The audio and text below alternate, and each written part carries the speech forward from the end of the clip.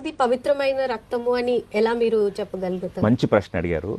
యేసుప్రభు వారు రక్తము పవిత్రమైంది అని చెప్పాలి అంటే మొట్టమొదటిగా యేసుప్రభు ఎలా జన్మించాడో తెలుసుకోవాలి.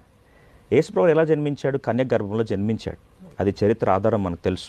అందుకొరకు కన్యక గర్భవతి అయి కుమారుని కంటుందని ప్రవచనం చెప్పిన తర్వాత దేవుని దూత కన్యకతో మాట్లాడుతూ మరియమ్మతో మాట్లాడుతూ దయాప్రాప్తురాలని చెప్పడం ఆరంభించి, నువ్వు గర్భవతి అవుతావు, కుమారుని కంటావు, తన పేరు యేసు అని పేరు పెట్టాల్సి వస్తుంది, ఆయన లోక పాపం మోసుకొని పోయే దేవుని గొర్రెపిల్ల అని యొక్క వర్తమానం ప్రకటించక మునుపు ఒక మాట గమనిస్తే తను ఏమంటుందంటే, అది ఎలా సాధ్యం అవుతుంది, నేను పురుషుని జాడని ఎరగని దాన్ని కదా. She was a virgin.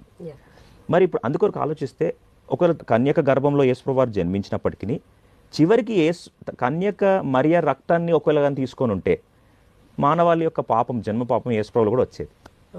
కానీ ఆలోచిస్తే పిండముగా ఉన్నప్పుడు, ఎంబ్రియోగా ఉన్నప్పుడు, బహుశా సైన్స్ తెలిసే ఉండొచ్చు, ఎంబ్రియోగా ఉన్న పిండం ఉన్నప్పుడు ఈ పిండానికి కావాల్సిన రక్తము పిండములో నుండే వస్తుంది, తల్లి నుంచి రాదు.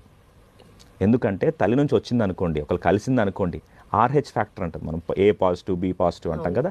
ఈ RH ఫ్యాక్టర్ ఇన్కంపాటిబిలిటీ అయితే, అంటే తల్లిది వేరే కొడుకుది వేరే, లేదా తల్లిది వేరే పిండం వేరైతే పిండం చచ్చిపోతారు.